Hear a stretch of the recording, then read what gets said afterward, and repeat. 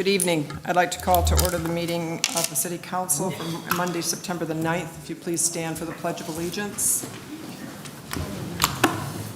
I pledge allegiance to the flag of the United States of America and to the republic for which it stands, one nation, under God, indivisible, with liberty and justice for all.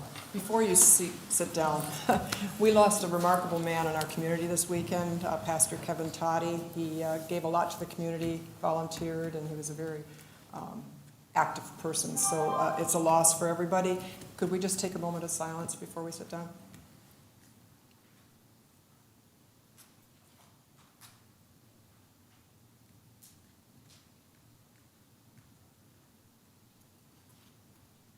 Thank you.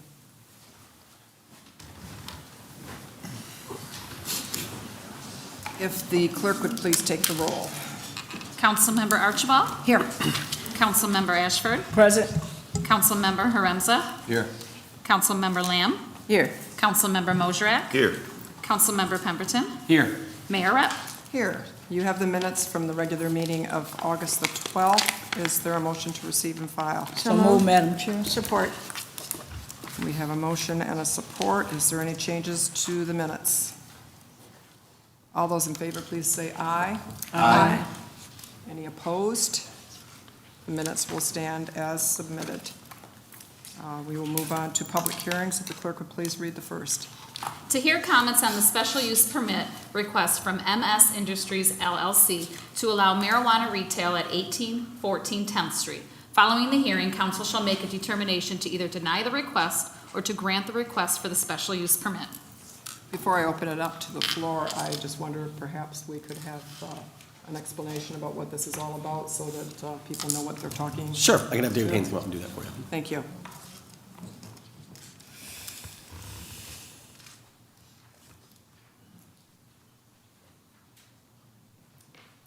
Good evening, Mayor, Rep, and Council.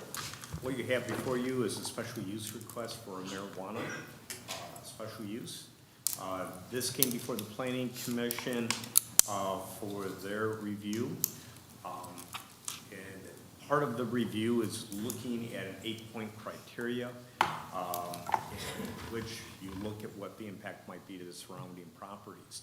This property met all the requirements. It is within the proper distance from schools, daycares, children parks. It is one of the locations that is approved, and it does hold a license. The concerns that were brought up by the neighbors. They were based on increased traffic, some impact to the surrounding neighborhoods. But when you look at this as a special use, you need to actually have substantiated information. Meaning you have to have a traffic study to show the true impact. If there is any harm to the neighborhood, you have to be able to substantiate that. We did not have any of that information to support. In fact, just the opposite. With the other locations that are currently operational, we haven't had any complaints come through our office, and we haven't had any issues with traffic. So as this went through the Planning Commission, and they recommended and they denied, the next step for appeal is coming before City Council to review and then make final decision. Madam Mayor and Council, I'll add to that. If people remember back, this is several years ago when recreational marijuana first became legalized, we took about 2 years to draft a well-thought-out ordinance. And what I meant by that was there was court cases evolving the entire time, what was holding up, what was allowed. And that allowed us to not be necessarily the guinea pig that had to litigate all the issues. And so we put together a ordinance. The mayor and council worked, I think, several months on it, of course, of 6 months to a year, putting the ordinance together that factored in neighborhoods, residents' concerns, and we adopted that ordinance. And that ordinance allowed us to begin issuing licenses for recreational marijuana. An outside group of not resident support Huron, an outside political action group backed by dark money that we have no idea who funded them, wrote their own ordinance, which would give their parcels probably an upper hand on getting a license, so to speak. The ordinance was complex, lengthy, and it superseded our ordinance. And we tried warning the voters, don't vote for this because we already have recreational weed of marijuana coming. This is just an outside group trying to get their ordinance passed. That ordinance passed by, I believe, around 70%, if not more than 70%, the outside group's ordinance. In that ordinance, it prevents the mayor and council from altering it. We can't even alter that ordinance. So the issue becomes, is the ordinance now that the planning commission and this mayor and council have to go by has been written by an outside organization that didn't factor in a lot of the complaints and concerns that all of you have tonight. They are well-founded, legitimate concerns. But we don't have the ability to deny a special use permit because of that. If they legally meet the criteria, we have to issue a special use permit or we will be sued. We will be sued and we will lose. And when we lose, not only have to pay our legal cost, we have to pay their legal cost. With that said, I would echo what David said, is we didn't know a lot about these marijuana facilities and what they would do to the area. And to be quite frank, we've been pleasantly surprised. We haven't had any issues, whether it be security, whether it be traffic, whether it be crime, with any of the establishments around the city. I candidly don't know how they stay in business. I drove around today looking at 3 or 4 of the facilities, and I saw no cars or 1 car in the lot. It just seems crazy to me that there's that many of them. So I think the free markets will naturally shake that out in a year or so. But with that said, this is one of those things that ultimately an outside group has taken our ability to control these things. And we have a timeline of how long we have to wait until we can amend that ordinance. But these folks have gone through the process, they meet the criteria, and it's a shall issue situation. Thank you, and thank you. And then we might have questions when it comes up again, but go ahead. I'll open it up to the audience. If there's anybody in the audience who wishes to address the council on this public hearing, please come forward. Give us your name and address if you would, please. My name is Andrew Evkovich, and I'm here on behalf of the City Council moving to approve the special use permit application at 10th Street, and rezoning the 900 vacant lot Division Street, and to reassure the residents of Port Huron that MS Industries is committed to following the rules and regulations set by the state, the county, and the city, and committed to being a partner with Port Huron and the neighborhood to maintain the character and safety of the neighborhood and its residents. And we do have in the ordinance section of tonight's agenda a first reading of the 900 vacant lot rezoning. I will be addressing some of those concerns here as they do pertain to both the special use permit as well as the rezoning. So to address some of the plans that have come up through Planning Commission's issues not to recommend. Our parties are committed to providing improvements to the land, including landscaping and lighting designs to improve the character of the parking lot and the property, which locals are reasonably concerned of because that parking lot is currently unmaintained and has been for a decade.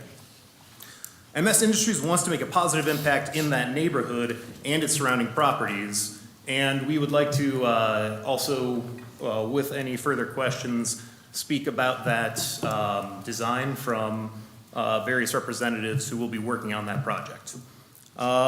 Regarding the ownership, some residents were dissatisfied with the ownership at 1814 Street, my apologies, 1814 10th Street, with Keith Guernsey as the owner. But I come before you today to let everyone know that Keith Guernsey has no plans to be the landowner for the parcel following special use permit and the 900 vacant lot rezoning. Keith Guernsey stated in a July 5th, 2024 acknowledgement that he has entered into a purchase agreement to sell the parcels and will not be the landowner moving forward. Instead, he is relieving that so that we can have the future landowner revitalize and renew that property to improve the use and look of the vacant lot and 1814 10th Street. And we're here to reassure the public that the new landowners are committed to working with the city to improve the property and to enhance the character of the neighborhood and the overall look and feel of that neighborhood. Regarding congestion, there were concerns over congestion of the adjoining streets that were contemplated and addressed by the 1814 10th Street property. Mark Savaya, who is the owner, owns and manages several dispensaries throughout Michigan, and the store that most similarly situates to the 1814 10th Street is the prospective dispensary at 1814 10th Street is a dispensary in Ann Arbor, Michigan. The Ann Arbor, Michigan store that Mark Savaya owns welcomes around 5 to 15 customers per hour at its peak, but otherwise the store sees anywhere from 2 to 6 customers per hour. The proposed parking lot capacity will sufficiently handle the traffic, and rezoning the 900 vacant lot at Division Street will eliminate the risk of overflow parking onto the Division Street, which was mentioned in the Planning Committee meeting as a concern for residents, reasonably so. The rise in traffic from 2 to 10 cars per hour on 10th Street, which is a 4-lane highway, would not lead to noticeable traffic congestion that would impair the use or enjoyment of the land and its adjoining properties. And for reference, other dispensaries approved within Port Huron include Jars, which is located on both a 2-lane and a 4-lane highway, High Club, which is located on a 4-lane street, and 515 Wall Street, which is located on a 2-lane street. Further, a mere 280 feet away from the prospective 1814 10th Street property is Mike's Food Fair and Liquor Store, which is another commercial property that allows for commercial traffic, and there's been no congestion concerns that have been raised in that time. Now, MS Industries LLC operating a dispensary will not lead to any unreasonable traffic congestion, and rezoning the 900 vacant lot to a commercial zoning as opposed to a residential will allow for there to be less risk of overflow into the adjoining streets. As far as the character of the neighborhood, we're here to reassure the residents of the neighborhood that revitalizing the vacant 1814 10th Street lot will improve the neighborhood's character and look. So 10 years ago, 1814 10th Street was operated as a flagship credit union. And it served customers throughout the neighborhood at roughly the same or similar business hours as the prospective dispensary at 1814 10th Street. So that won't change the character of the neighborhood as it was 10 years ago, aside from the fact that that parking lot, which is laid vacant for 10 years, will now be maintained. It will now be lit. It will now have landscaping and have different aisles placed inside of it so that it can improve the look and feel of that neighborhood. Addressing the 900 vacant lot 10th Street. 10 years ago, customers freely parked at the 900 vacant lot, which has an asphalt covering, to conduct their business at a flagship credit union. The lot was paved with asphalt, and it acted as a parking lot despite it being residential, and was used by flagship customers for commercial parking, despite this being residential. While at this time this technically was a violation of the residential zoning, it did not interfere with the character of the neighborhood when you could park a car at 900 vacant lot Division Street when the customers were credit union customers. Now, concerning some residents' concern that the marijuana dispensary will irrevocably change the nature of the neighborhood, I would like to reassure not only the City Council, but everybody present from the community, that the applicants, Mark Savaya, MS Industries, intend to and must follow the rules that are mandated by the state and the city when it conducts its business, as it has for years in multiple other municipalities. I'd like to read aloud one portion of the City of Port Huron Marijuana Zoning Ordinance, Section 52-7041A6, which states, all marijuana establishments must operate in such a manner that odors or fumes generated by the establishment are filtered such that they are not discernible outside the licensed premises. So a common criticism of businesses in this industry is that the area will begin to smell like marijuana. And I want to reassure everybody who's here with us that we must follow the laws just the same way as everybody else. And that means that the dispensary located at 1814 10th Street will be required to filter out odor from its marijuana business, so as not to interfere with the use and enjoyment of the property or the public road outside of the premises at 1814 10th Street. The impact of the dispensary at 1814 10th Street will be no greater to the neighborhood than any other business that's located or has been located in that parcel, except for the fact that the dispensary will create significantly more tax revenue for the city of Port Huron. And while the committee surely knows of the excise tax benefits for everyone in attendance to hear, as a eligible municipality under the MRTMA, receiving a distribution, Port Huron stands to receive a distribution greater than $59,000 for every licensed marijuana retail store located within its municipality. So for MS Industries licensing at 1814 10th Street, that would mean that the city of Port Huron could receive greater than $59,000 distribution as early as the end of 2005 fiscal year. And for reference, for everybody here, $59,000 in revenue can pay the salary of one police officer within the city of Port Huron. $59,000 can pay the full-time salary of one vehicle equipment mechanic, or the full-time salary of one operations coordinator, the full-time salary of one rental certification inspector, the full-time salary of two theater operations technicians, or the part-time to full-time wages of 3 to 6 parking booth attendants. Having a licensed marijuana dispensary at 1814 10th Street will improve not only the look and feel of the neighborhood, but it will improve Port Huron. It will add additional tax dollars that the city can use, and as was mentioned by City Manager Freed, marijuana has not been the scary thing that people have made it out to be. The city stands to benefit from this, and that's why I ask that you please vote in favor of the rezoning as well as the special use permit for 1814 10th Street. Thank you. Thank you. Thank you. I'll open it up to anyone else in the audience who would like to come and address this subject matter.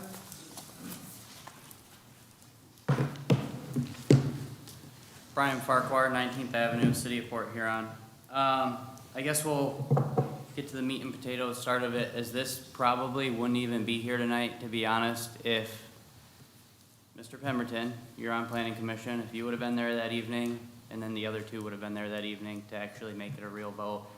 The other reason we wouldn't be here this evening is in Ms. Rep, Ms. Ashford, Ms. Archibald, you served on Planning Commission, so you know, and Mrs. Lamb, I know you were part of the last one as well. The rest of you kind of get a pass, but we're 5 years behind on our city plan, our city master plan, right? And our Planning Commission has been given the direction to follow the master plan. That piece of property in your master plan that was approved back then is scheduled to be changed to residential. And we're, in that master plan, we're trying to get away from spot zoning along that area of 10th Street. And we're trying to turn that into residential. Another thing that almost got dismissed that evening was the new complex that you want to build down on the south end, because the master plan was not up to date. So we need to get the master plan fixed around. The fact that Mr. Savara, MS Industries, is not willing to buy the property until they get a special use permit, as a resident of the city of Port Huron, I want to see somebody come in and actually invest in our city. And I also want to hear some disclosure on this purchase agreement, because from what I hear, it's an absolute ridiculous amount of money, and they're paying well over what the property's actually worth. As a resident who is not against marijuana, I was under the impression these places were going into industrial zones, more like we put the exhibit area. Kind of out of the way, more, I don't know, any of you guys ever been down to New Baltimore and visited any of those locations? They're kind of off the beaten path. We don't put them in neighborhoods right next to each other. And from talking to the residents in this area, there seems to be a daycare located pretty close to, almost directly right across the street, actually, from where this is going into place.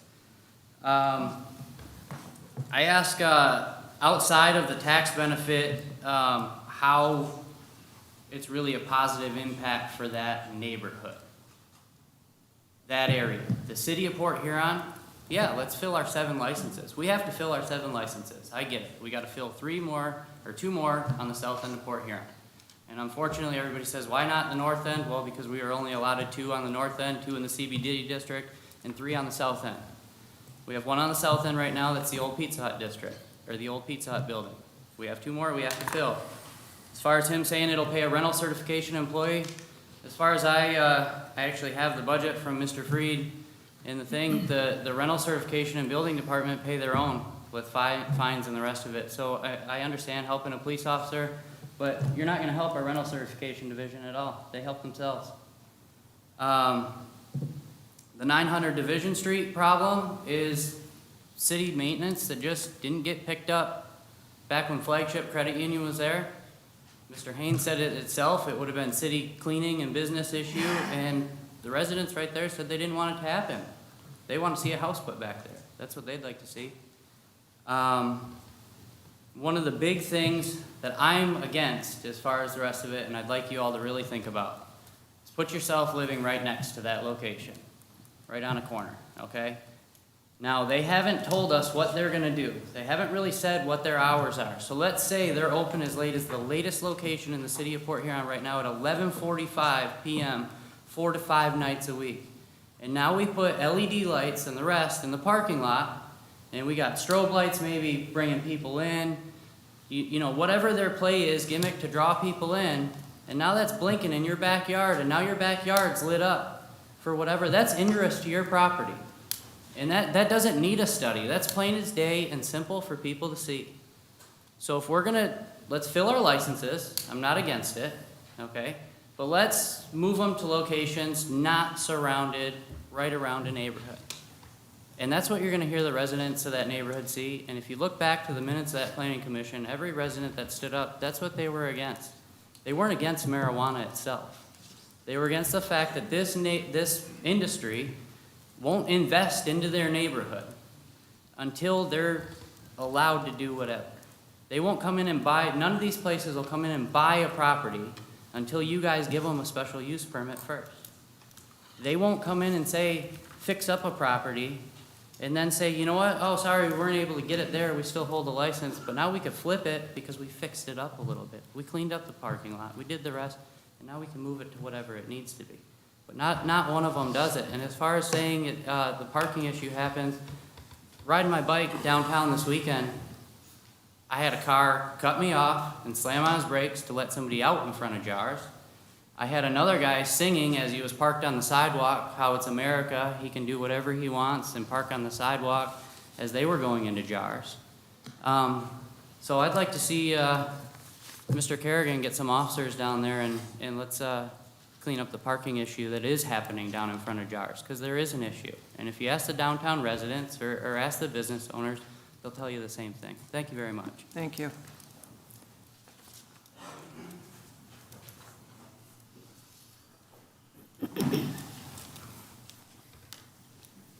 My name is Tammy Jones. I live at 931 Minnie Street.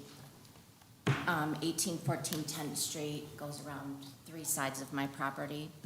I am not happy that this is a great possibility of this going here. I do not want it in my backyard, my side yard. I spoke at the planning commission meeting. I spoke to Mr. Freed on the phone. As far as what Mr. Farquhar was saying about the lighting, that is a major concern for me. I don't want to have to go out and purchase more blinds for my house because they have their parking lot lit up at 9, 10 o'clock at night. Like I said, this goes around 3 sides of my yard. I've lived in that house since the day I came home from the hospital in 1969. My parents purchased it in 1968. I purchased it after they died and have raised my children there.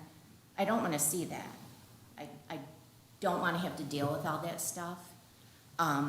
As far as him saying how, you know, they'll maintain the parking lot, maybe somebody should have made Keith Guernsey maintain it. I've texted him, called him several times, told him to come clean up all the stuff in the parking lot. He just used it for a storage facility is all he did. His employees were over there today dropping stuff in the dumpster.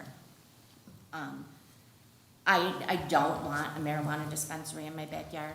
If there's any way that it can be avoided, that's what I want. As far as the property on Division Street being rezoned, why didn't the city reach out to anyone and say, hey, does anyone want to purchase it? There's not a marijuana place, I might have purchased it and added it to my property. Instead of rezoning it and giving it to them so that Keith can make lots of money off the sale of this. I've talked to other people that have been approached by these marijuana dispensaries wanting to buy their property, and I know they offer them lots and lots and lots of money, way more than they would ever need. And whatever, they're gonna make money, right, they can do that. And him talking about that 900 block of Division Street being a parking lot there for the credit union, it was not a parking lot, it was their drive-through entrance. People did not park there, people pulled in through there to go through the drive-through. Why the city let them do that, I don't know. I was not aware until we got the letters in the mail that it was not zoned commercial, but it was not a parking lot. It was the drive-through entrance, people pulled in, went to the drive-through, left. I don't see, from what the gentleman was saying, I don't see how putting the marijuana dispensary there is gonna make my neighborhood better. I don't. We already have issues with the smoke shop that's down on 10th Street, a block from Mike's Food Fair, that's been raided several times for selling drugs they're not supposed to sell over the counter. Mike's Food Fair, I mean, there could be issues there. It's a liquor store, right? But it's been there. There's nothing we can do about it. I don't have a lot of problem in my household, in my yard. I have dogs. I don't have a lot of issues, but I don't want to have to deal with this. My concern is the lighting and that, and what my property value is going to be like. My husband and I in a few years would like to retire, and to tell you the truth, I want to move. I want to get the heck out of the city because of all this stuff. But what is it going to do to my property values? Am I going to be able to sell my house for what it's worth if there's a marijuana dispensary right there? Like, that's a concern for me. Nobody can tell me it's not going to drop the property values. Yeah, they may make it look nicer. I'm sure they will, because Keith doesn't do anything. But that's a major concern for us. I have my grandkids there all the time. I probably am not going to smell it, but are people gonna leave stuff that's gonna blow in my yard or get thrown over my fence? I have animals, I have grandkids. I don't know what it's like for that kind of stuff. I know there are issues, with parking downtown at that one. I'm not by that, but I think they should be in a more commercialized industrial area. I don't think it should be put in the middle of our neighborhood. I know it was a credit union, but I don't want a pot shop there. And from what I understood, like Mr. Farquhar said, the master plan said like the 900 block of Division was supposed to be residential, so I don't see why we should give it to them to use. So that's my thoughts on it. If anyone looks back over the minutes from the last one, I had quite a lot to say, but I don't want to just keep repeating myself. But I'm not happy about it, and if there's any way we could avoid putting it there, I would greatly appreciate it. Thank you. Is there anyone else who wishes to address the council on this issue?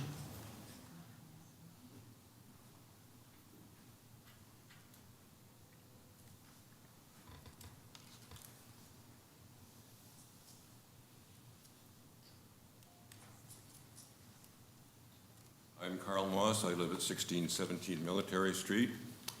I've lived in that house with my wife for 57 years now. When we bought that house, it was a two-lane street. It was relatively quiet. Now it's full of vehicles that are going way too fast. I've seen cars going south at 40, 45, 50 miles an hour, coming through a 25-mile-an-hour zone. I don't think that's safe at all.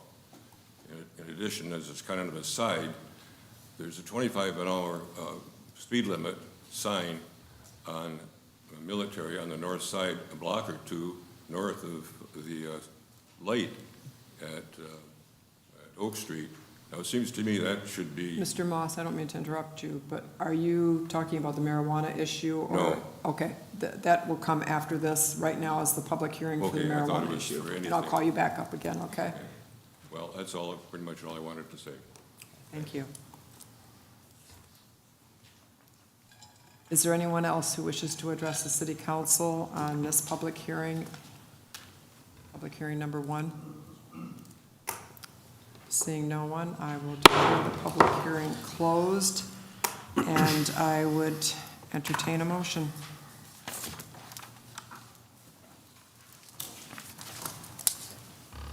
Mayor Rep, I move to grant the request of the special use permit.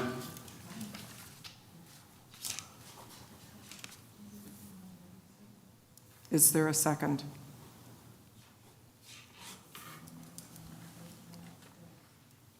Is there a second? Mayor, I will second, for the purpose of discussion. Discussion, okay? Then it's open for discussion. Madam Mayor and Council, I want to reiterate, the ordinance in which is governing this was not approved by this legislative body. It was approved by the electorate of Port Huron. If we deny this, we will be sued and we will lose, and then we'll pay their legal cost. Our city attorney has provided in-depth briefing on why we shall issue this. I 100% agree with your concerns. Everything you've said, I agree with.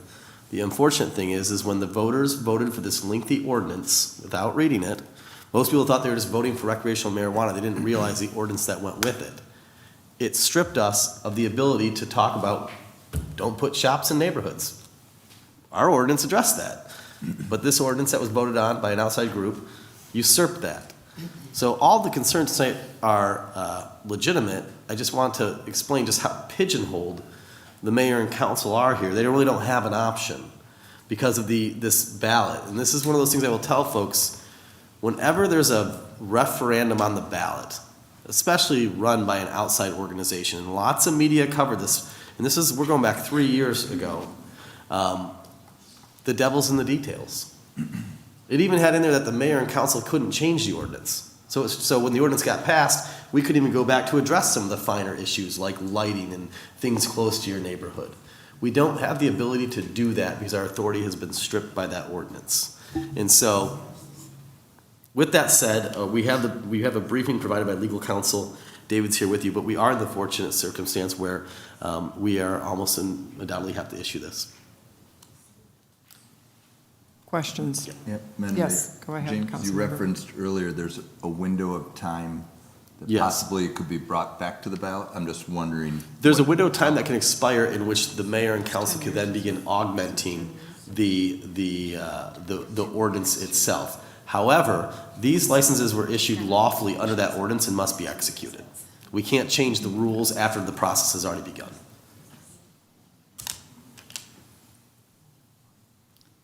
And I will Mayor- say, as the reference to our master plan is not expired or out of date. The master plan must be reviewed every 10 years. We reviewed it 5 years ago. We were within that window. We are undergoing that process now. In fact, we received a $50,000 grant from the state of Michigan to update the master plan. So, Is- do you not? We can't go back and forth. State law, Public Act 2008's regulate. Mayor, I'll just caution you, please do not come back and forth yelling. Will legally throw records in the city council meeting. Mayor, Please, For a lawsuit. we're having the discussion now, okay? Anyways, question? Mayor, Councilman- Mayor Pro yes. Tem Archibald. Question, I think I heard two different things. Did the planning commission recommend or not recommend? And I think it was said two different ways when people were up at the podium. And then I'm questioning if there's a potential of any discussion with the potential marijuana dispensary owners of a possible location somewhere on the south side that would be more suitable and maybe more acceptable to the residents in the south side. Councilmember, we have gone through the licensing processes where the site itself was scored as part of the licensing processes. We cannot go back and change that now. Understand that, I'm just asking if they are willing to entertain looking at another location. We would have to go back and start the rescoring process, which I don't think we can legally do, as we've been litigated at numerous lawsuits over the scoring process. So to go back and change what was already litigated would open up a whole new round of litigation. So let me ask, when it was litigated, which I know it was, and it was not settled all that long ago, was the actual location Yes, part of it? yes. So that location was decided 2 years ago? It's part of the application process and the licensing, in the whole licensing disbursement, yes. What if they voluntarily decided on a different place? We would not, I don't think we have the ability to do that because other people would say we didn't get to compete apples to apples. You're changing the rules after the licenses were dispersed. You would be sued. Meaning they were competing for the licenses based on scoring and sites, and if you change the rules, then other people would have a claim. If they voluntarily chose, sorry, Mayor Rapp. Yes, go ahead. If they voluntarily chose to work with us to find a location that people could get behind and support, who then, I guess I'm So completely what I not would s- understanding, what I would say why is- would we be so what I subject to would say is if litigation that's- and by whom? If that's the case, don't take action tonight, and I'll have the city attorney draft a memo why we cannot do that. But we cannot do that, and I will have him draft a memo as to why we can't. Yes, Councilmember Ashford. Well, that's a good idea. You should have the city attorney follow that up. Yes, so this- Because I don't think we have enough to, because I was wondering, do we have the right to appeal or anything of that nature? The memo we sent you from the city attorney addressed why this had to be granted and all the reasons behind it. And it did. It did. Okay, yeah. So there was a memo drafted, the city attorney was very clear why this has to be done. Well, Move kind that of we ta- we table it based on his recommendation that he'll have the city attorney do that. Perhaps we could have him at the meeting to Yes, publicly correct. go through Oh, it, because he's not here tonight, and I Oh, think that okay. there's some That's a good questions idea. that probably need to be asked and some things we need to look into. I would And I enc- guess, do we actually have a site plan for what you're doing? Do we have one, David? We do. Yeah. And I think that that's the other thing that should be shared is the site plan, exactly what they're planning on doing, Hours. everything. Would they purchase the property regardless? I mean, if we are, some other further information, I guess I feel that we need to, listening to the residents, and I do sympathize. I wouldn't, the only reason I would say yes is because we're bound to do it, not because I think it's where it belongs, because I don't. So, Right. and I don't like being pushed in that corner. It's, so I think we need to have more information. So if someone wants to make a motion to. Mayor, I will make Yes. that motion to table this until. I already made the motion to table. Oh, It Well, needed really, I don't support. know that you want to table it. I think you might want to postpone it, Oh, because if you wait, table well, it, postpone. If you table it, then it it have dies to go out. on. You Okay, can't retable postpone. it. So, Postpone. Postpone And I guess- before we go into that, until I the just. next meeting. Yeah, Yes. okay, Yeah, you should clarify that. yeah. As far as that. You cut me off before I could. And Madam Mayor and Council, please email me your specific questions to include it in the Yeah. legal memo as to why this has to be done, and we will release that memo to the public as well. And then are you seconding Yes. her Thank you. motion? Yeah. So it's a motion by Councilmember Ashford to postpone action till the next council meeting, supported by Mayor Pro Tem Archibald. And before we take that, Mayor Rep, if you don't mind, because I'm not a fan of tearing up neighborhoods, and I think we're doing the right thing by exhausting all the resources to its fullest, that we have everything in front of us before, if you gotta say yes, and, and we're pushed into a corner then, and you haven't done what all you could do is a Right. huge difference, so, thank you. Okay, then we will take a vote on postponing it.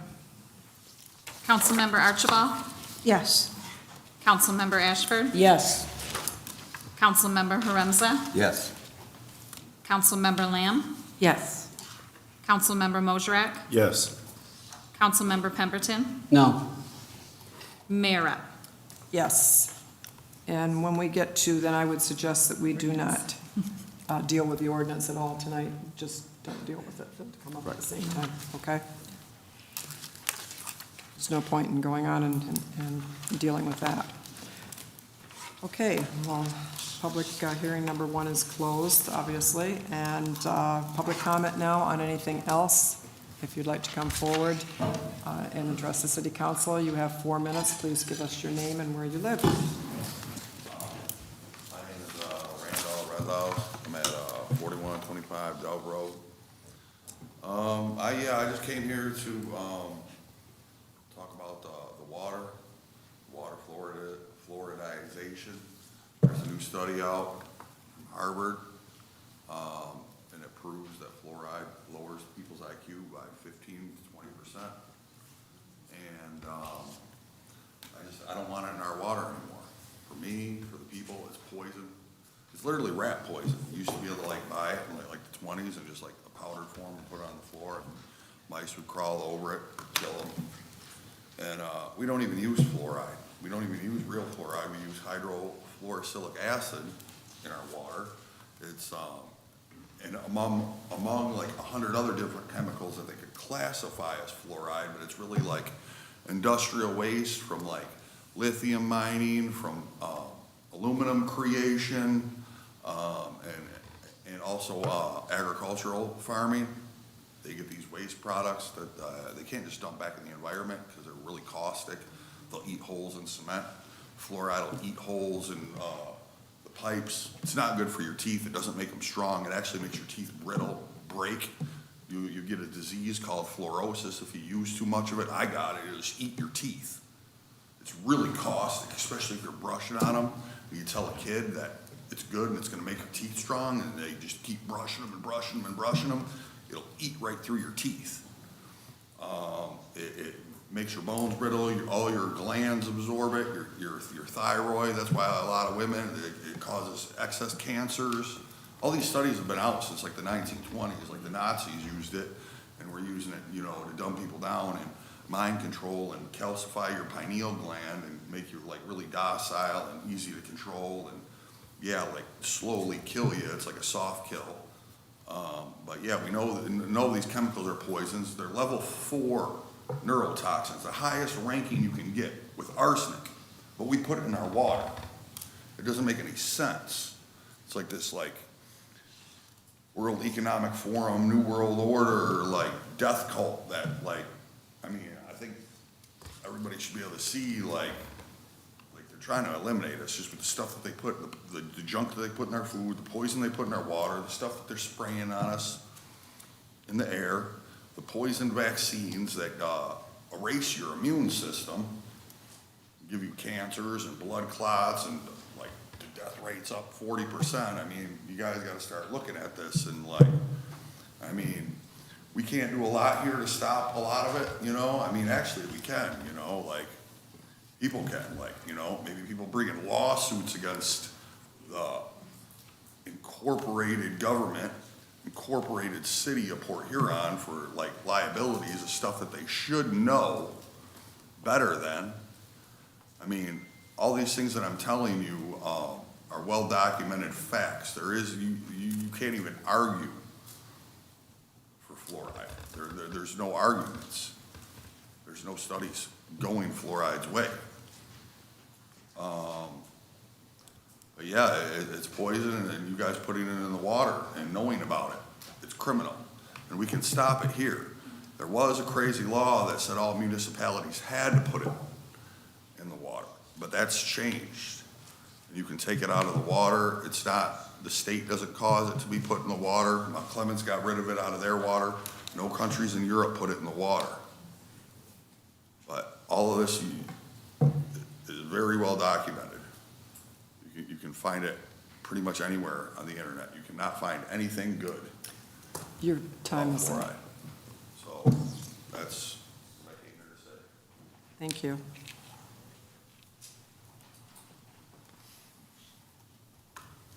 Alden Gothier, 11th Ave.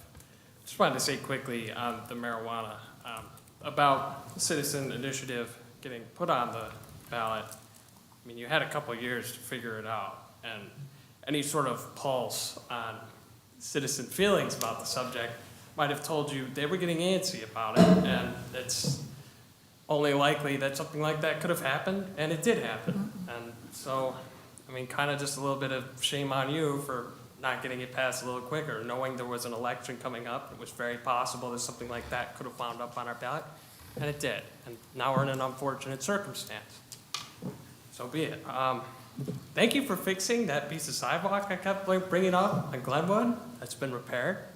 Awesome. I still would like to know if anybody was found liable for the damage to it and how that cost was afforded by the city.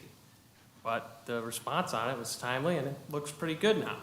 I just really wonder how that slipped through the cracks when that building was approved and permitted out.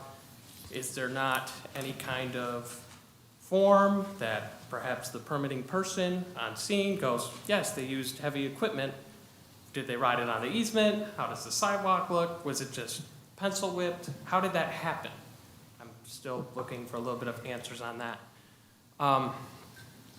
And I wanted to revive something that I had mentioned a few months ago on our water bills. I had recently looked at a friend's water bill. He lives in Detroit, and his water bill breaks down exactly what his charges are.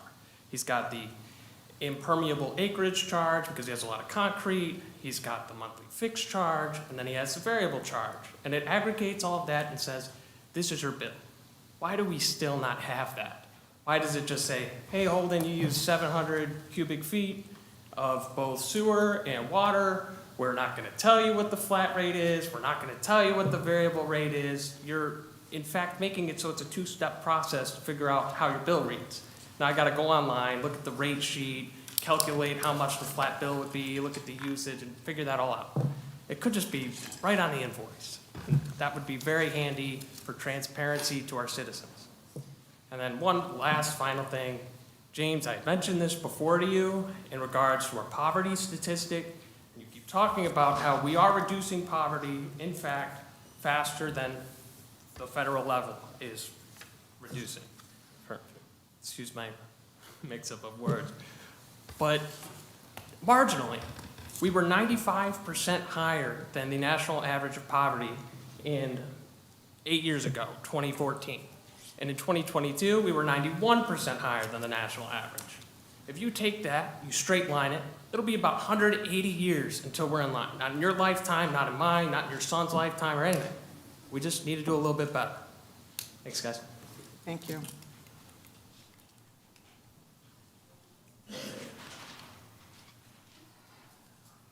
Good evening. My name is Sharon Slangster. I live at 8535 Emily City Road. I'm here today to discuss about the sex offenders that we do have in this city. I'm not talking about the township. I'm not talking about the cities, the sister cities around us. I'm talking about here itself, and it's crazy. This is from the national wide, okay, sex offender. I went all the way. In the city of Port Huron, there are 0% of forcible rape. That is stating no rape has been reported in the city of Port Huron. So my question is what is the police department doing? That CFS that is on that ticket for a report, those digits on that a police officer makes will state what a person is going to complain about. So you have an aggressive assault, or 229% of an aggressive assault. How is that possible? When I know women that have contacted me just to get it off their minds, they have been raped in the city. So my question is what is the police department doing? Are they just forgetting it? Are they writing the rapes down for aggravation assault? Because an aggravation assault and a rape are totally two different, completely two different. So what is our police department doing here? What is the mayor doing here? What are all of you doing here to help the children and the women and even the boys in this city? And how come it's not being reported? Not one rape has been reported for the city of Port Huron, but the aggressive assaults have been. And the murders have been, burglary, you've got, vehicles on here that have been taken. You are the highest people at a 91% of sex offenders that live in this county. My husband is a master in math, and we still cannot find or figure out, because your city is declining. You have lost 800 people here, and it's still going to decline because you're not doing what you need to do. You're not protecting the community around you. You're pocketing the community around you. How many more health places, mental and physical for children? This is stating that there are none. So are all these minors? Because a minor cannot be placed on a record. So are these minors that are being raped in the city? Because I do know people are using their voices, but nothing's happening to it. Not a dang thing. Why is that? So my question for everybody tonight is why is it? Are they being filed incorrectly? What is the job that is happening for these to happen, sir? Not one has been reported on a CFS. You want to know why I reported one? I have a report. It tells me what my CFS stands for, rape. And it was reported through that city too. I got mine. But the women and children here, or the women, or anybody, they don't have theirs, they don't have your back. The time is the time. But I will be here every time to find out why this table right here has no control over how many sex offenders are here. You have 227 that are here. Your time is up. Near a city, near Your people time and is up. children. Thank you. No, thank you. Do something about it.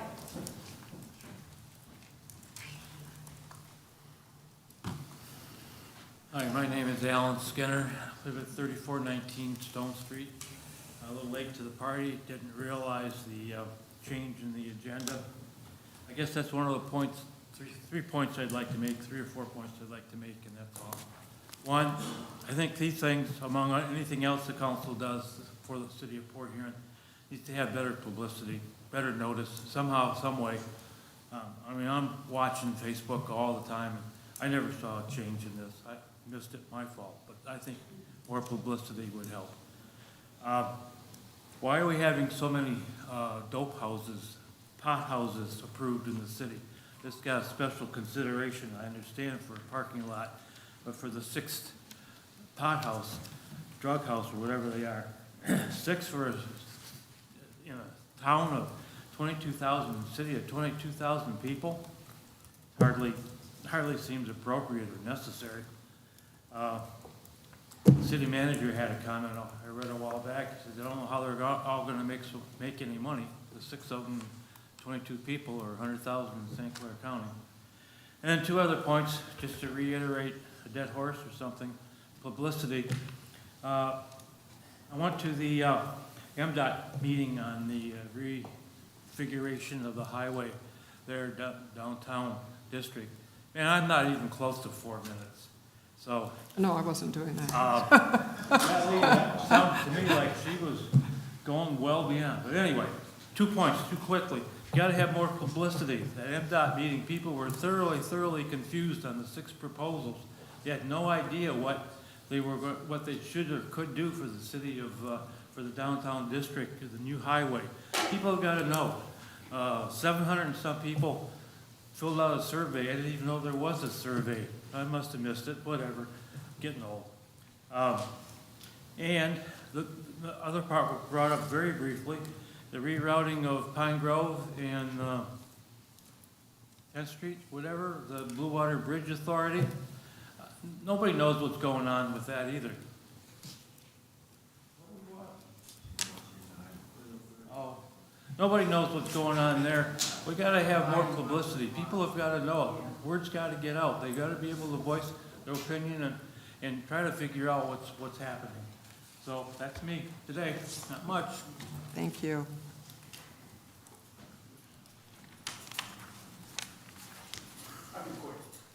No problem. So, evening, my name is H. Chang. I live in 1623 Military Street, and I've been living in Port Huron almost 6 years now. I love this town.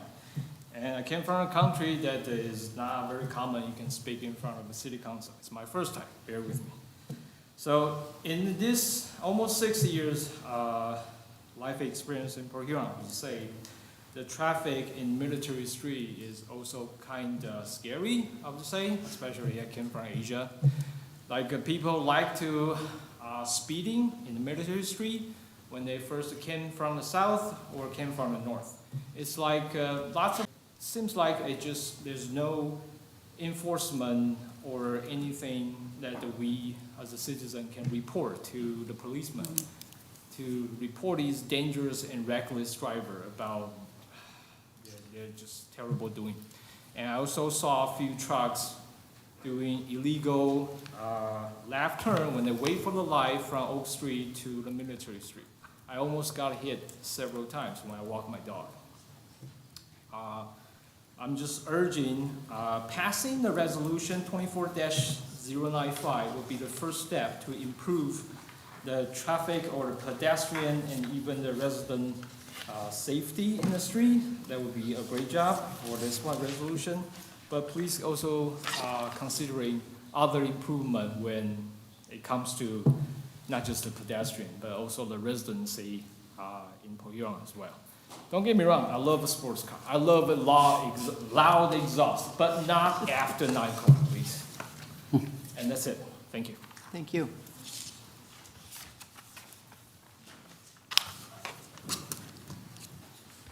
See somebody else coming.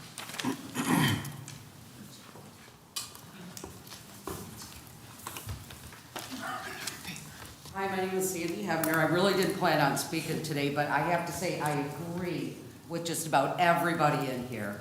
And especially the speeding. I live on 2223 White Street, and the cars that come off of 24th Street hit the gas and just fly down the road. You'd think they were on a drag strip. And we actually sit on our porch and wait for a deadly accident. There's children on every corner. And these people have no regard for the speed limit, none at all. We have yield signs all the way down.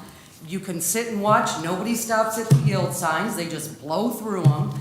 And it really is getting to where it's dangerous. We have people walking down the road. I had somebody tell me Americans are gonna get slaughtered, and the cartel's on the way, and there's a lot of mental illness in this city. I'm talking a lot. I see a lot, I'm out a lot, and this city really has, well, you guys gotta take control. I am getting so angry just sitting here listening to everyone that I thought I was the only one that's seen it. And obviously I'm not. We need to clean this city up. We need to get these homeless people off the streets. We need to get everybody to drive the speed limit. Because my quality of life now is being damaged. I don't know what other word to use. And, you know, a lot of us are getting sick and tired of it. I know I'm getting sick and tired. I just moved back here like 18 years ago, and I came to a meeting when I moved back, and I told everybody then I was ready to pack my bags and move right back out. I had just bought a house, and I'm getting ready to sell it because I can't be in this city. It's rotten, and I'm not saying the marijuana's bad, but there's way too many drugs in this city. Way too many drugs, too many people walking around, yelling at the air, and you know, it puts us in danger. It really does. It puts us normal citizens in danger. I almost fought the guy after he told me Americans are going to get slaughtered. He's calling me the B word, this and that. I'm on my own property on my front porch, and I have to put up with this? Somebody's going to get hurt. People are going to start getting hurt. Thank you. Is there anyone else who wishes to address the council this evening?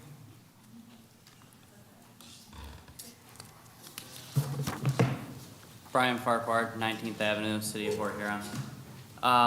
Mayor Rep, thank you for reaching out. I didn't make it to the last meeting, so thank you for reaching out about the fence issue I was having at my house and working with Mr. Haynes, and we got all that worked out. So I do want the residents to know that if you have an issue in the City of Port Huron and you reach out to the building department and don't quite get where you need to get to or whatnot, the council will listen within reason. I had a real small issue at my house and they fined me for it. We got it all taken care of, but thank you for working on that and, you know, anybody else who reached out about that.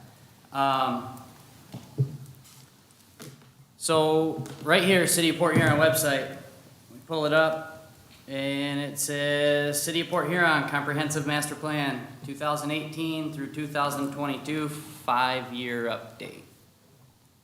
So 2018 through 2022, those would have been your 5 years. 2022, I'm sympathetic to the fact that we had COVID, but it should have been talked about in the goals meeting, right? One of the things that I know was talked about in the goals meeting is this atrocious trash contract that I'm up here constantly complaining about, but yet nobody's done anything for it yet. And that's even self-admitted, that we have not, in the last year, made any improvements on going anywhere with this trash contract. And as of right now, the residents are gonna be paying year 3 of this trash contract. So, residents, remember 57 days, we can change that.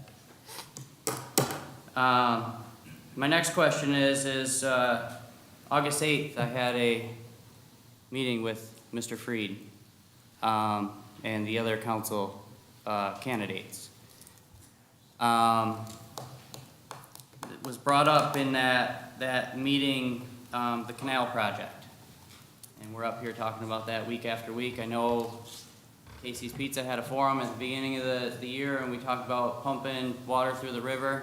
That never happened, all year long. Never happened. The river sat stagnant, never happened, okay?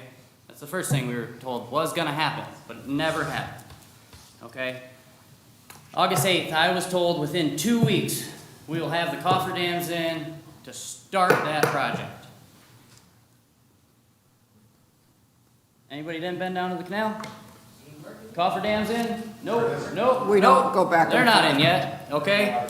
So we're there. My question is tonight, when's the bidding actually gonna take place for this project? Let's not stop leading people along and say, hey, this is gonna happen in 2 weeks, or this is gonna happen in a week, when, whatever. Because in all honesty, we haven't open bidding for a contractor to come in and actually do the work yet.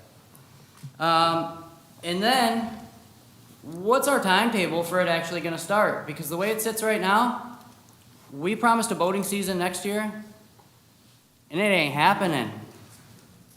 It'll be the same thing that happened time after time this year. How many increased phone calls did we get for boats being sunk in the St. Clair River? How many extra times did the Coast Guard have to go out to the St. Clair River to get small vessels out of there? How many times did U.S. Towboat have to go back down there? Let's get it fixed. Let's be transparent about it. Let's open up the line of communication, and let's be honest. Thank you. Thank you. 57 days. Is there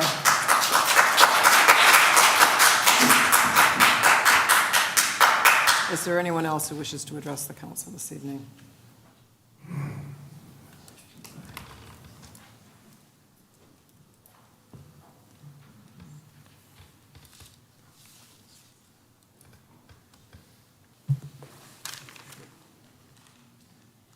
Dale Hoffman, 237 Military.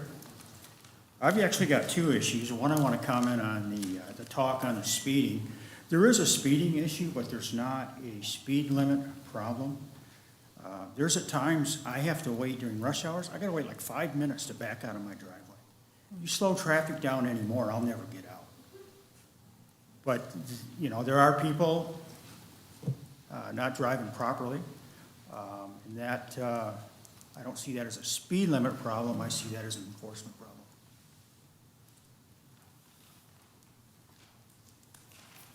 The other issue I want to talk about, and I don't have a complaint, I'm not looking for comment, I just wanted to put it up on the radar screen. I do have a background in legal research, both the state and federal levels.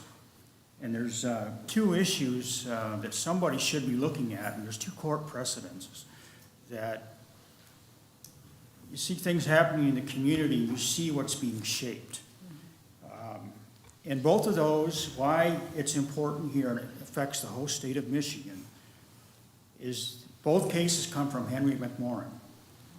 One of them is that you cannot build a factory in a residential area. That's the court precedent for the whole state. The other one is property cannot be penalized, taxed, fined, whatever, because of non-use. Non-use is not abandonment. And these 2 rules have been the benchmark case for over 100 years. So even if they change, people keep trying to go back to that. You got people with deep pockets. When I say deep pockets, I'm talking billionaires throwing money right now at Port Huron as far as real estate. And how that typically works is you buy a bunch of properties, or depending on the nature of what you want to change, a bunch of small companies. And then you throw them at the court system until you get the outcome you want. In both of these cases, there's a lot of people worried that they're going to get overturned right here in the city of Port Huron, or in the county of St. Clair. And how that typically happens is you throw that at the court system until they get a friendly judge. How do you get a friendly judge? It's real easy. You just give someone in that family a nice job, and how that works is there's no taxes, right? Or the taxes are paid. So you can't come after them. The federal government can't come in and police it. That's how you get around it. But you give them a nice job, you put them on a 2-year training program, next thing you know, they're making $150,000, $200,000 a year. Somebody that couldn't make $30,000 before. And that's the way you influence the system. So those 2 cases, somebody really needs to keep their eye on that ball. Thank you. Thank you. Is there?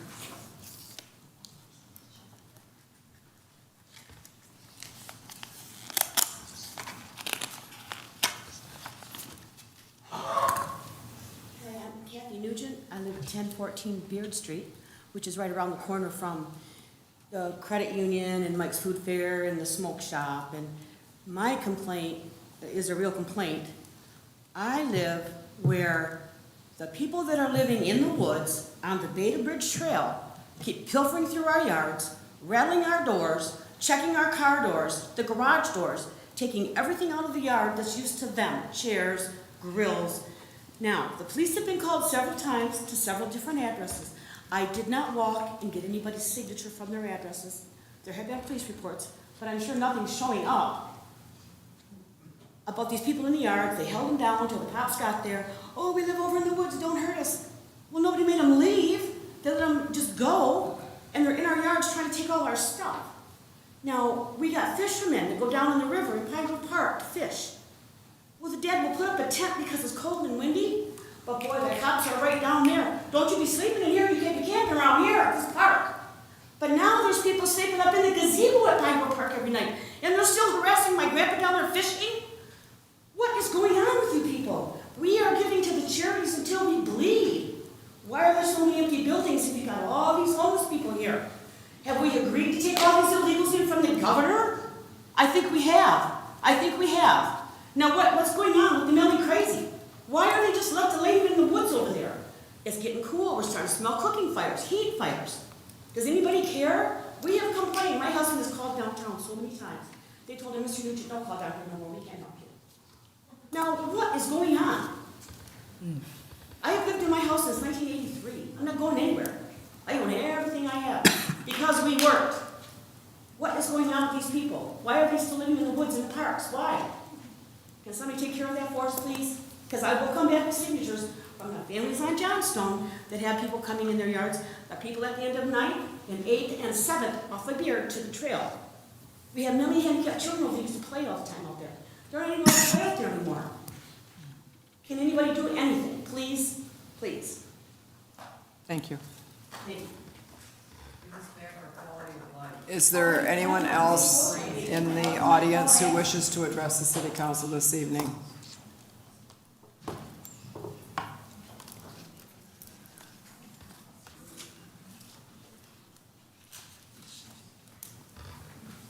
Trish Moss, 1617 Military Street.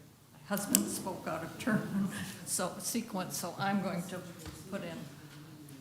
We have so much traffic rushing past our house all the time. It's really unsafe most of the time. And the noise is so bad from the motorcycles and cars and as they turn the corner there.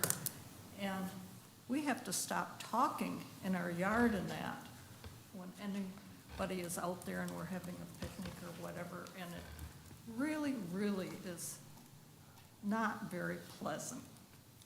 And if the police were out there, they would